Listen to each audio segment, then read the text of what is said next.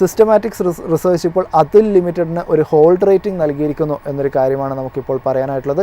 Target price ആയിട്ട് നിലവിൽ പറഞ്ഞിരിക്കുന്നത് 6557 രൂപയുടെ ഒരു ടാർഗറ്റ് പ്രൈസാണ് നൽകിയിരിക്കുന്നത്.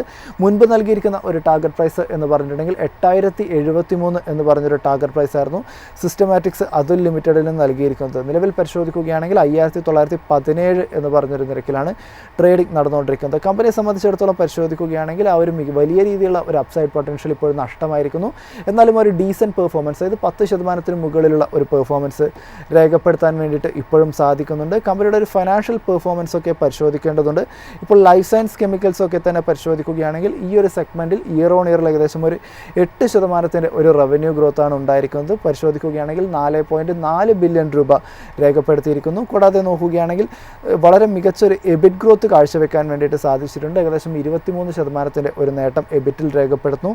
എബിറ്റ പരിശോധിക്കുകയാണെങ്കിൽ ഇയർ ഓൺ ഇയർ പരിശോധിക്കുമ്പോൾ 10% ഒരു നേട്ടമുണ്ടാകുന്നു. നെറ്റ് പ്രോഫിറ്റ് പരിശോധിക്കുകയാണെങ്കിൽ ഒരു അപ്സൈഡ് ട്രെൻഡ് തന്നെയാണ് കാണാൻ വേണ്ടിയിട്ടും സാധിക്കുന്നത്. എന്നാൽ കമ്പനിയെ സംബന്ധിച്ചിടത്തോളം ഉള്ള ചില കൺസേൺസ് പരിശോധിക്കുകയാണെങ്കിൽ പെർഫോമൻസ് കെമിക്കൽ സെഗ്മെൻറ്റ് പരിശോധിക്കുകയാണെങ്കിൽ ഇതിൽ നിന്നാണ് കമ്പനിയുടെ ഏകദേശം 71% റവന്യൂ വന്നുകൊണ്ടിരിക്കുന്നത്. നിലവിൽ ഈ ഒരു പെർഫോമൻസ് കെമിക്കൽ സെഗ്മെൻറ്റ് പരിശോധിക്കുമ്പോൾ വലിയ രീതിയിലുള്ള ഒരു പ്രൈസിംഗ് പ്രഷർ നിലവിൽ ഇപ്പോൾ അതുൽ ലിമിറ്റഡിനെ സംബന്ധിച്ചിടത്തോളം ഉണ്ടാകുന്നു.